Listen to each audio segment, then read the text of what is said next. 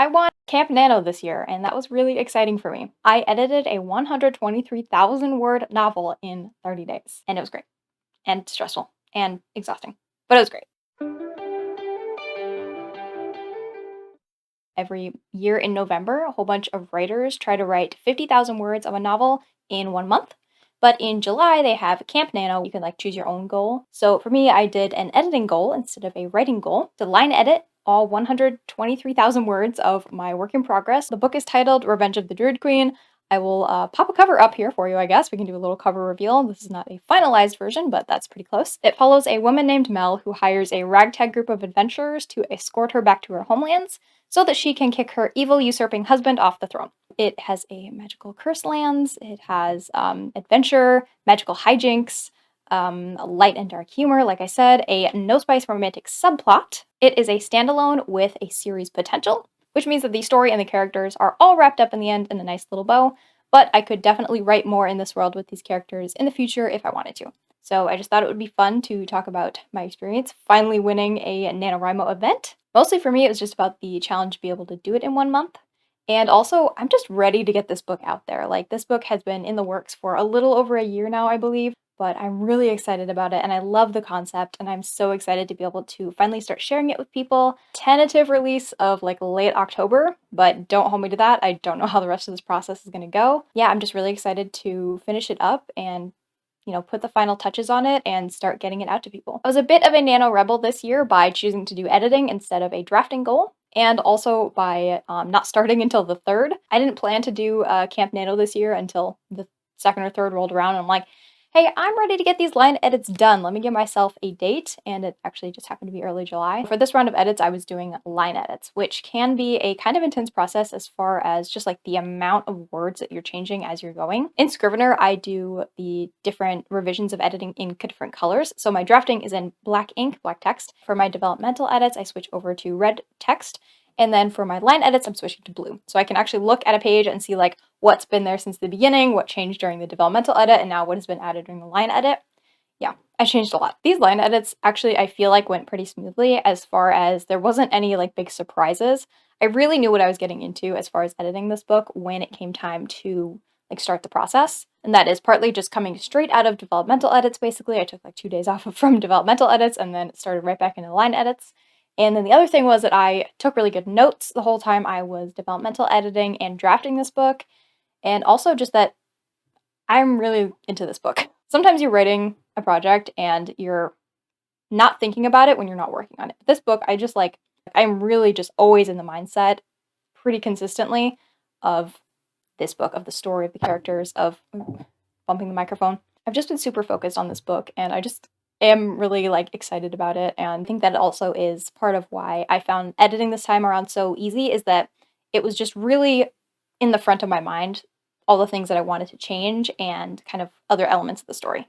I think I really do enjoy line edits more than developmental edits. Things just feel really set in place and kind of solid. The foundation is really solid, right? The chapters are where I want them to be. Characters are all kind of where I want them to be. And the story obviously is been built up and kind of, it has its flow, it has its pace kind of set in place. My writing style tends to be kind of invisible.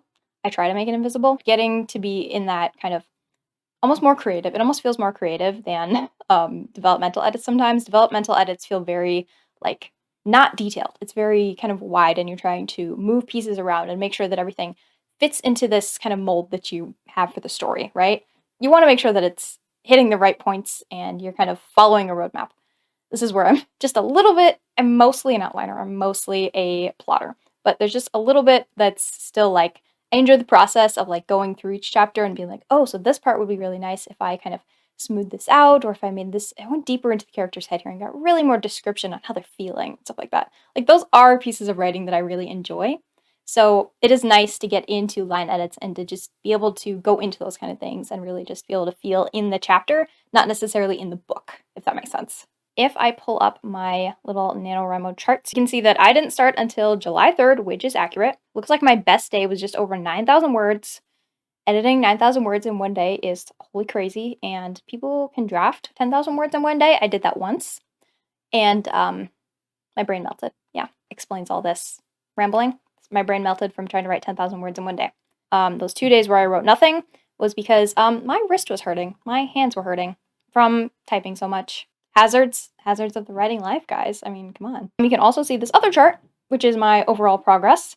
One or 2 days off and then a couple of pretty slow days in a row.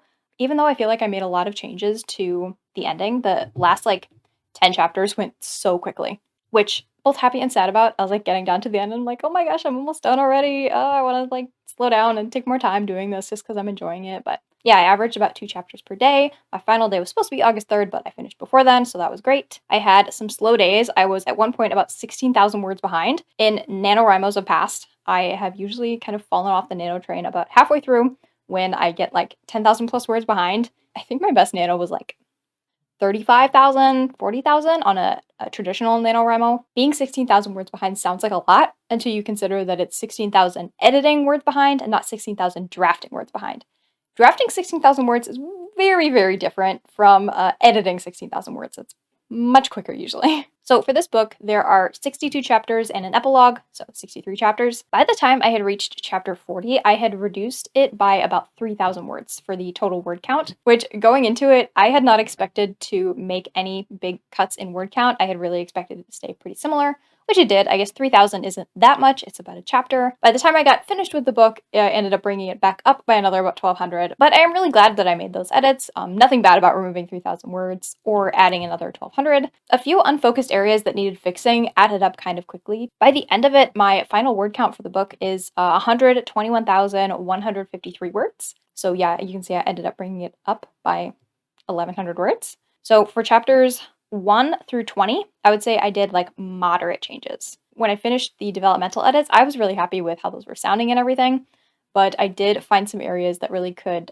focus in more on the main character and her perspective of things. That is where the second point of view doesn't come in until a little bit later. So you are really with the main character for quite a while and just getting her perspective on her life and the beginning of their journey and adventure and all these new characters that she's meeting. The same for chapters 11 through 20. Moderate changes. I was kind of expecting those chapters to have a little bit more in terms of just kind of fixing the prose.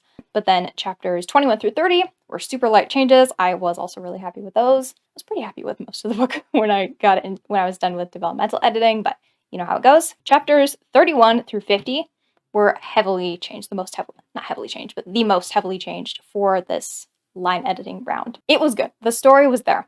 It's just a little too much explaining sometimes and a little not enough explaining in other places. Like it just needed focus. And what always feels like minor change after minor change after minor change adds up to pretty big changes. Chapters 51 through the epilogue, I wrote those are also moderate changes. I got to like the last 7 chapters, actually added an element that I had not originally planned to add, really brought a couple of things together, and I am so happy with how those couple elements were able to kind of weave together in the ending. I can't explain any of this without spoiling any of the ending of the book. That was my kind of Camp NaNoWriMo ramble. Camp Nano ramble. Yeah, I'm really excited about this book, and I cannot wait to share it with you guys. I am thinking maybe in November I will attempt the real NaNoWriMo and the real 50,000 drafting words goal. I don't know. I don't even know what I'm going to be writing next. I am just so focused on getting this book done, getting it out there, doing some fun hardcover special editions maybe. If you'd like to check out my writing, go ahead and sign up for my newsletter at my website, sydneyfaith.com. You can also check out my AI-generated book, Legends of the Shadow Woods, which will be linked down below. All right, that's all I got for you, so thanks for watching. Bye!